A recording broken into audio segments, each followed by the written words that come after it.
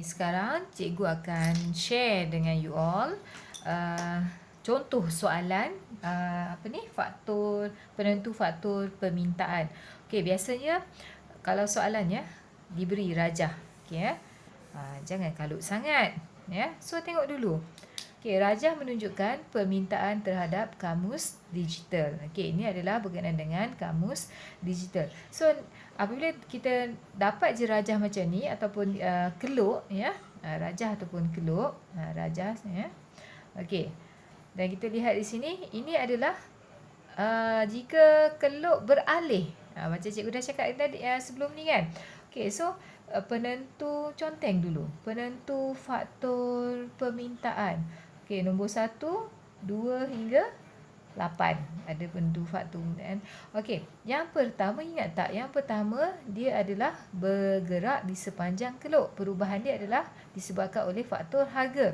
Yang nombor 2 hingga 8, faktor-faktor lain lah. Cita rasa, harga barang pengganti, harga barang penggenap, jangkaan harga pada masa depan. Tapi tengok soalan, okay, dia nak apa? Terangkan 3 faktor.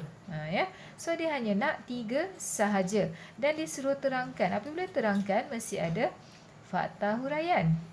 Dia mudah aja yang menyebabkan perubahan permintaan tersebut. So boleh ambil mana-mana yang kamu ingat. Okey ya. Macam contoh kita ambil 3 je ya. Katakan pendapatan. Senang je ambil yang pendapatan. Pendapatan.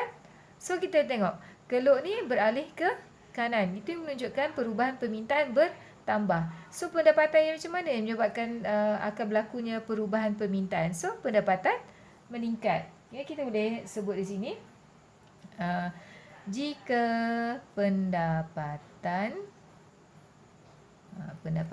pengguna meningkat, ya, maka permintaan apa? Kita tengok soalan adalah berkaitan dengan kamus digital. Garis dulu ya.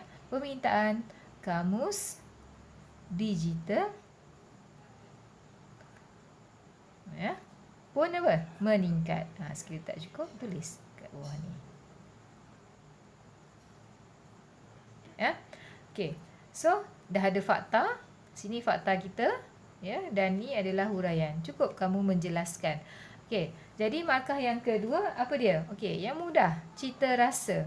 Apa-apa je lah yang kita ingat. Tak payah sampai 8, dia nak 3 sahaja. So ambil cita rasa. So kita lihat, dia ke kanan, menunjukkan peningkatan. Apa yang kita boleh katakan ialah pelajar ataupun kita kata pelajar kini gemar menggunakan kamus digital.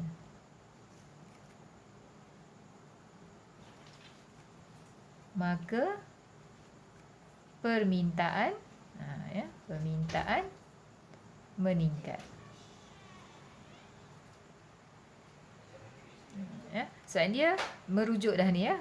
Pelajar kini gemar menggunakan kamus digital. So kat sini gemar ini telah menunjukkan cita rasa itu meningkat. Ya. Okey, boleh. So ini adalah fakta dan ini adalah huraian. Okey, yang ketiga. Contoh yang ketiga apa? Kita katakan dasar kerajaan. Dasar kerajaan. Ya. So dasar kerajaan yang bagaimana? So dasar kerajaan ini adalah berkaitan dengan cukai. Ya. Jika kerajaan menurunkan cukai,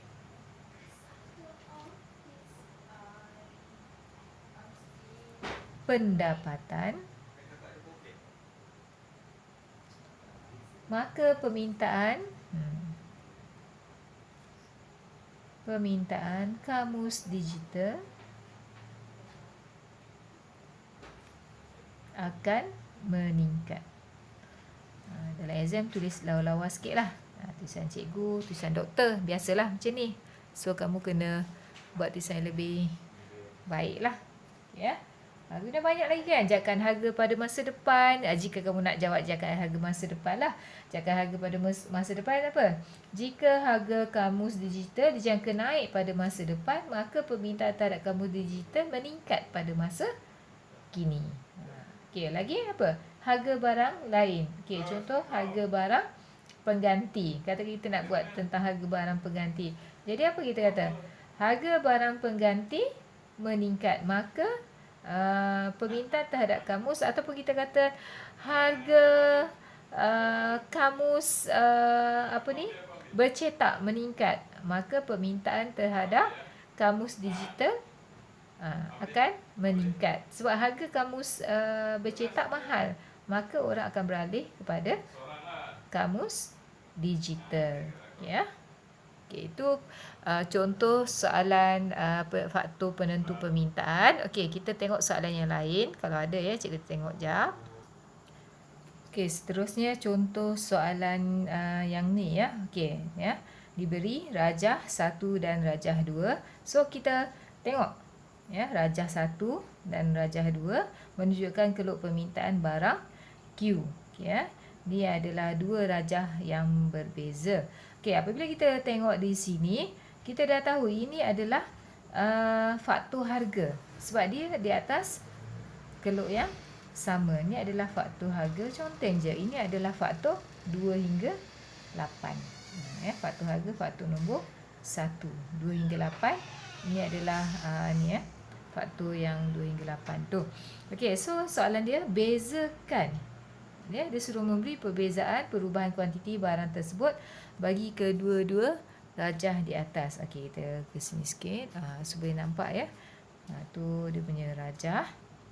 Okay, so sekarang apa yang dia nak adalah disuruh memberikan perbezaan perubahan kuantiti barang tersebut bagi kedua-dua rajah di atas. Okey, markah yang diperuntukkan adalah 6 markah.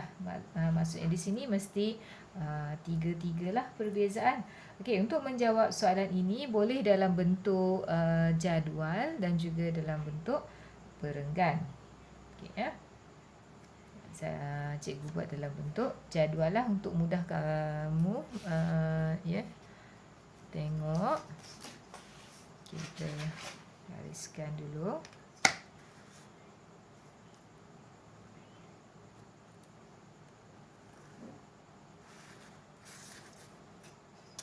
Okey. Bahagian 2.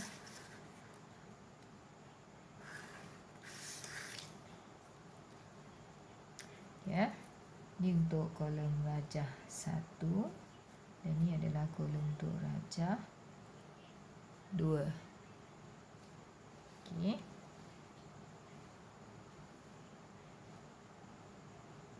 Ya. Okey, rajah 1 merupakan apa? Perubahan kuantiti diminta. Ia menunjukkan perubahan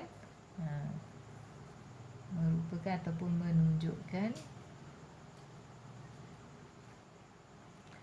perubahan kuantiti diminta. Ya. Segala yang ni apa dia? Menunjukkan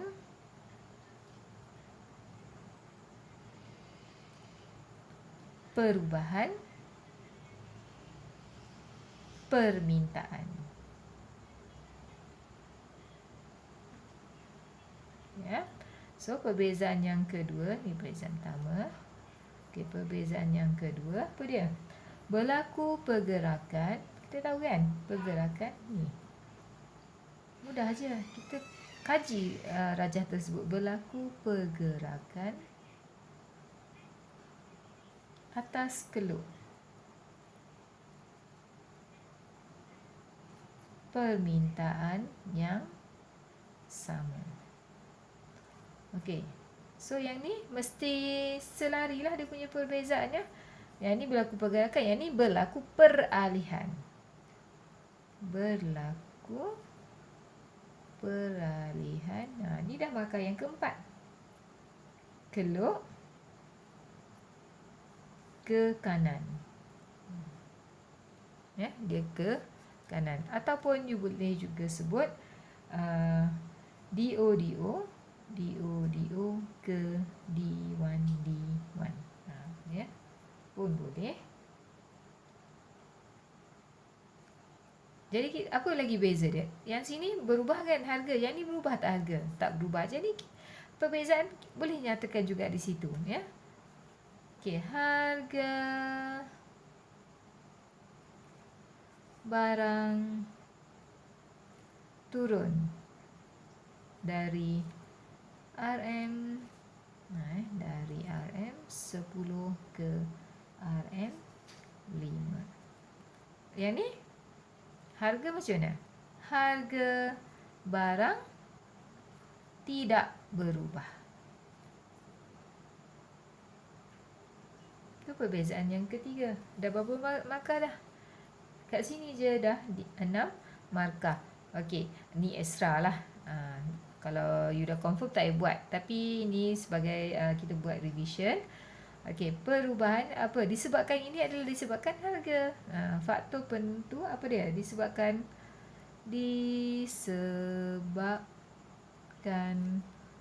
oleh faktor harga barang itu. Yang ni disebabkan oleh apa? Oleh faktor bukan harga. Ya.